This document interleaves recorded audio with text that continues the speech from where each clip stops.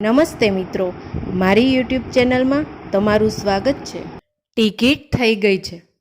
સવારે કર્ણાવતીમાં મુંબઈ. 58 વર્ષના મનુભાઈએ ખાતરી કરવા જયંતીલાલને ફરીથી પૂછ્યું, દીકરો કે વહુ, વાંધો તો નહીં લે ને? જયંતીલાલે હસીને કહ્યું, મેં તમને ઘેર જમવાનું નોતરું આપ્યું હોય તો એમને કદાચ ના ગમે, પણ તમારા ખર્ચે અને જોખમે જમવાનું છે, એમાં એમને શું તકલીફ? શનિવારે રાત્રે જમતી વખતે જયંતીલાલે દીકરા વહુની સામે જોયું. કાલે સવારે મનુભાઈ જોડે મુંબઈ જવાનું છે. એમણે માહિતી આપી. એમના બાપા સાવરકુંડલાના નગરશેઠ હતા. દોમ સાહેબી એટલે મનુભાઈ 8મું પાસ થઈને ધંધે બેસી ગયા. એ પછી દિવસો ફર્યા. એને લીધે અમદાવાદ આવીને ભાડે રહેવું પડ્યું. પછી માંડ આ ફ્લેટ લીધો. અત્યારે નાની દીકરી માટે મૂર્તિઓ શોધે છે. ઘર જોવા જવાનું છે. મનુભાઈ સાવ ભોળિયા અને ગભરું છે. ત્યાંનો પરિવાર અજાણ્યો અને મુંબઈમાં એકલા જવાની હિંમત નથી. કહે કે સાથે આવો, 1 થી 2 ભલા. દીકરા વહુએ તરત હા પાડી. બોરીવલીમાં જેમને ઘેર જવાનું છે એ કાંતિલાલને કાગળનો કારોબાર છે. ટ્રેનમાં મનુભાઈએ સમજાવ્યું, કરોડપતિ પાર્ટી છે. મારા કેસમાં એવું છે કે પૈસે ટકે ઘસાઈ હોયા હોય, હોવા છતાં આબરૂ અકબંધ છે. રતિલાલ તલકસી જ્ઞાતિમાં બાપાનું નામ હજુય માનથી બોલાય છે. આપણે ઘર અને માણસો જોવાના છે, પછી એ લોકોને અમદાવાદ બોલાવીશું. 1 વાગે બોરીવલી ઉતરીને એક હોટલમાં ચા નાસ્તો કર્યો. વગર કહીએ કોઈને ત્યાં આ ટાઈમે જઈને જમવાની આશા ના રખાય. સાંજે આગ્રહ કરશે તો ત્યાં જમી લેશું. ડાયરીમાંથી સરનામું જોઈને રિક્ષામાં બેઠા. આલિશાન ફ્લેટમાં સલામતીનો બંદોબસ્ત જડબેડલાક. ગેટ પાસેથી કેબિનમાં બેઠેલા સિક્યુરિટી ગાર્ડ બંનેને રોક્યા.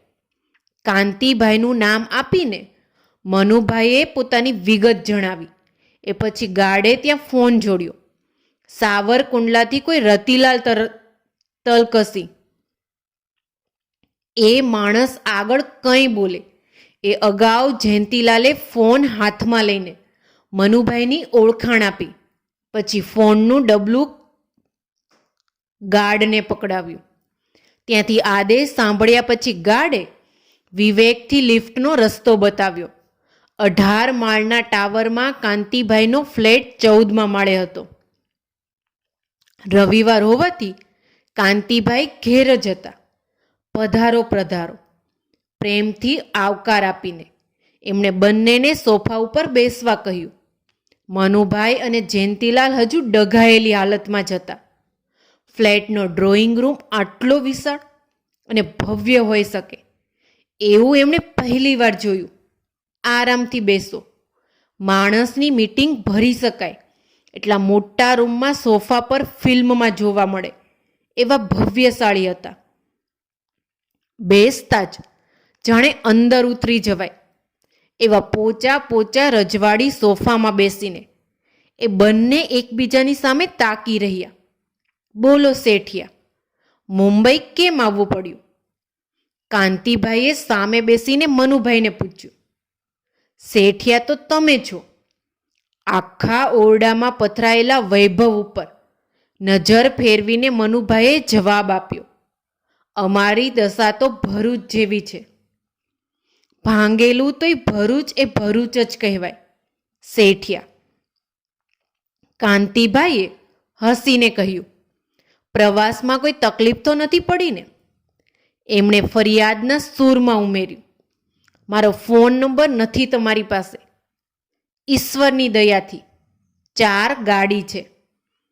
સ્ટેશનેથી એક ફોન કરી દીધો હોત તો ડ્રાઈવરને મોકલી આપત. એનીવે, અમારું આંગણું પાવન કર્યું એનો આનંદ છે. મારે લાયક સેવા ફરમાવો.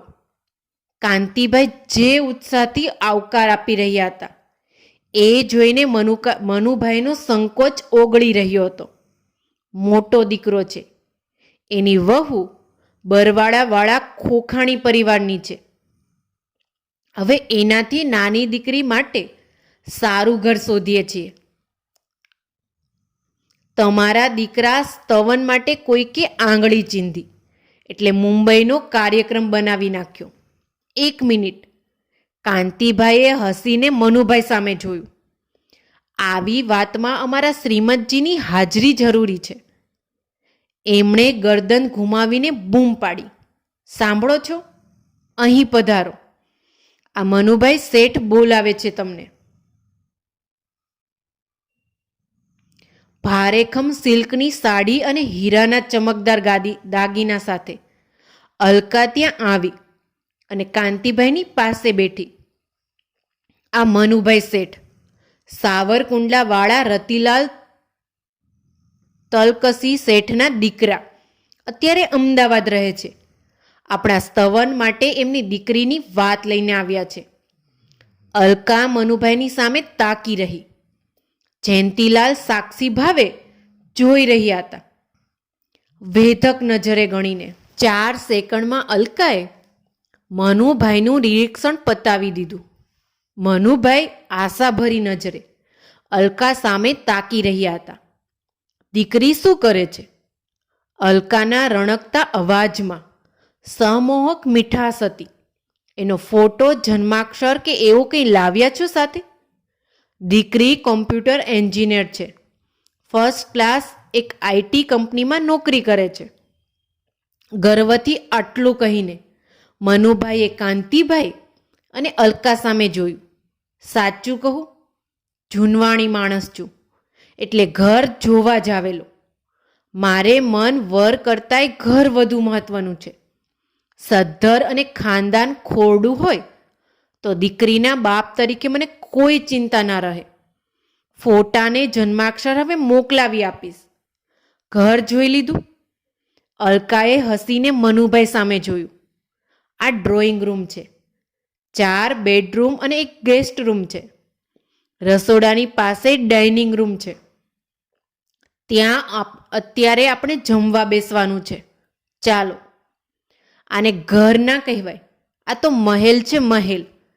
2 હાથ જોડીને મનુભાઈ અહોભાવથી બબડ્યા. સાચું કહું, તમારું ઘર આવું ઇન્દ્રલોક જેવું હશે એની કલ્પના ન હતી. મારી દીકરીને આવું ઘર મળે તો એ મારું સદનસીબ કહેવાય. એક બધી ઘરની વાતો જમ્યા પછી નિરાંતે થશે. પહેલાં જમવા પધારો. અલકાના અવાજમાં પ્રેમભર્યો આદેશ હતો. મનુભાઈ અને જયંતીલાલ એકબીજાની સામે જોઈ રહ્યા. પછી કાંતિભાઈની પાછળ ડાઇનિંગ ટેબલ પર પહોંચ્યા. ત્યાં જે વાનગીઓ હતી એ જોઈને મનુભાઈએ અન્નકૂટ યાદ આવી ગયો. ભોજન પછી કાંતિભાઈ એ બંનેને ગેસ્ટ રૂમમાં લઈ ગયા. એર કન્ડિશનિંગ રૂમમાં 2 કલાક આરામ કર્યા પછી બધા ડ્રોઈંગ રૂમમાં બેઠા. તમારું ઘર જોયા પછી મારે કંઈ કહેવાનું નથી. મારે સૌએ 100% હા છે. કાંતિભાઈ અને અલકાની સામે હાથ જોડીને મનુભાઈ ભાવાવેશમાં બોલ્યા. દીકરાને લઈને અમદાવાદ પધારો. એ પછી જે કંઈ નિર્ણય થશે એ ઈશ્વરની મરજી. એ છતાં એક વાત કહું, તમારું ઘર જોઈને હું તો રોજ પ્રાર્થના કરીશ કે એણે તમારા ચરણોમાં સ્થાન મળે. એ બધી નસીબની વાત છે મનુભાઈ. જન્માક્ષર મળે ને બંને એકબીજાને પસંદ કરે તો સોનામાં સુગંધ ભળે. અલકાએ ઠાવકાઈથી કહ્યું. અમે લોકો વહેલામાં વહેલી તકે ત્યાં આવવાનો પ્રયત્ન કરીશું. નોકર ચા નાસ્તો લઈને આવ્યો. એ પતાવીને મનુભાઈ અને જયંતીલાલ ઊભા થયા. એક કોમેડી વાત કહું, સ્ટેશને પહોંચ્યા પછી મનુભાઈના હોઠ મલકતા હતા. જયંતીલાલના બરડામાં ધબ્બો મારીને એ ખડખડાટ હસી પડ્યા. ત્યાં અલકાને જોયા પછી લાગતું હતું કે આને ક્યારેક ક્યાંક જોઈ છે. બહુ ભેજું કસ્યું ત્યારે છેક અત્યારે યાદ આવ્યું. મારા સગપણની વાત ચાલતી હતી ત્યારે એના બાપા એને લઈને અમારા ઘરે આવેલા. 5 મિનિટની અમારી મીટિંગ પણ થયેલી. એ વખતે મને બહુ અભિમાની લાગેલી એટલે બાપાને કહી દીધું કે અભિમાનની પૂતળી આપણા ઘરમાં ના ચાલે. એ પછી આટલા વર્ષે એને જોઈ. જાડી થઈ ગઈ છે, વાળ ધોળા ને પાછા ચશ્મા પહેરેલા એટલે ક્યાંથી ઓળખાય. છેક અત્યારે ટ્યુબલાઇટ થઈ. હસવાનું ભૂલીને એણે ગંભીરતાથી કહ્યું, જયંતીલાલ, એનું ઘર જોયા પછી એક જ ઈચ્છા છે કે દીકરી ત્યાં જઈને સુખી થાય.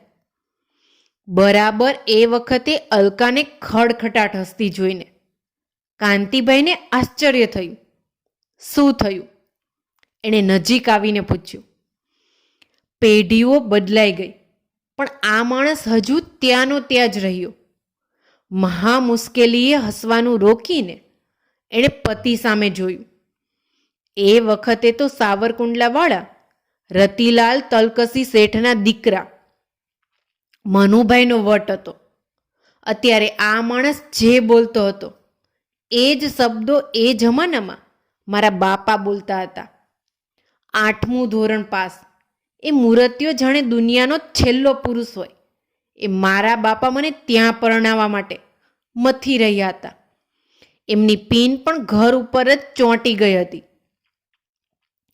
આવું ઘર નહીં મળે એમ કહીને પરાણે ત્યાં લઈ ગયેલા. મારાથી બીજું તો શું થઈ શકે? મીટિંગમાં નાટક કર્યું. એકદમ તોરથી એવા જવાબ આપ્યા કે અભણ ગભરાઈ ગયો. સામેથી જ એ લોકોએ બાપાને ના પાડી દીધી. એ પછી મેં બાપાને સમજાવ્યું કે છોકરો પાણીવાળો હોવો જોઈએ. ઘરમાંથી વર ના થાય પણ વરમાંથી ઘર થાય. એણે હસીને ઉમેર્યું, એ ભૂતકાળને ભૂલીને અમદાવાદ જવાનું નક્કી કરો. એની દીકરીને અન્યાય ના કરાય. આ કુટુંબમાં એ કદાચ સંસારની સારપ લઈને જન્મી હશે. મિત્રો, તમને મારી આ સ્ટોરી ગમી હોય તો કમેન્ટ બોક્સમાં જરૂરથી બતાવજો. આવી જ સરસ સ્ટોરી સાંભળવા માટે મારી આ ચેનલને લાઇક, શેર અને સબસ્ક્રાઈબ કરો. Thank you so much.